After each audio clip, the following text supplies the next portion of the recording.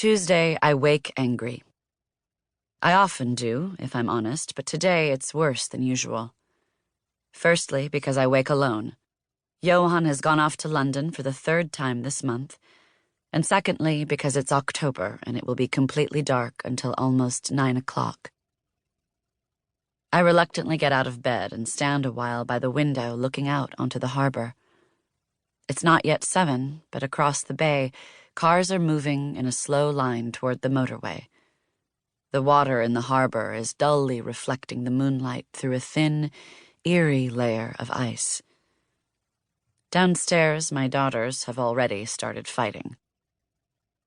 I glance at my phone and it's full of messages and missed calls, but I just can't face dealing with them right now. With everything going on, I've hardly been in the office the last week, but I am going in today. I take a few exaggeratedly deep breaths and keep my gaze on the moon, still high in the sky. Mindfulness is the way forward, I've heard. I try to see Sandefjord the way it is in summer, when it really is a joy to stand at this window, looking out over the balmy, calm inner harbor full of leisure boats and that bright, late evening light.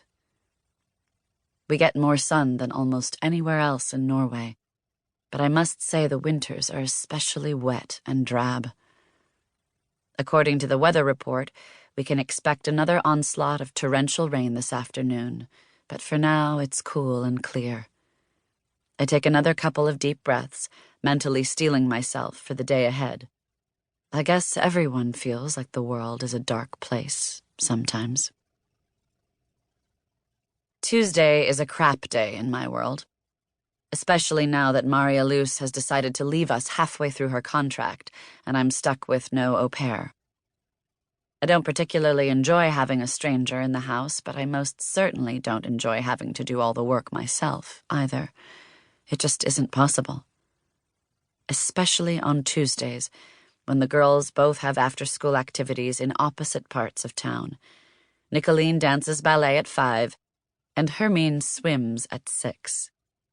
Because Nicolene finishes at 6:30 p.m., I then have to drive into town to collect her and bring her back to the pool, where we sit on ugly plastic chairs watching small children bob around in the water until 7:15. Nicolene whines for the full half hour we're there, unless I let her watch YouTube makeup tutorials on my phone and buy her candy, which I do, obviously. Tonight I'm in a particularly stressed out, irritable mood, as things didn't exactly go to plan at work. I bend over backward for my clients, sometimes literally, and still they complain. Angela Salamonson had the nerve to email me today, saying that the violet raw silk cushions I commissioned handmade in Lyon look dove gray in the particular light in her conservatory, and could I call her immediately so we could discuss this situation. These are the kinds of things I have to deal with as interior stylist in a wealthy town full of spoiled, bored wives. Sometimes I think it is a miracle that I work at all, considering I have 2 small children and my husband is always traveling and I have no au pair. It's not really like I have to, but I quite like what I do, and being me is very expensive. Also, in my circles, it's definitely looked upon as a bit lazy to stay at home, unless you have a cupcake business from the kitchen counter and blog about it, which I don't, as I hate cupcakes and blogs. It's raining hard outside, and as I watch volleys of rain slam against the floor-to-ceiling windows beyond the pool, it occurs to me that I don't remember the last day it didn't rain.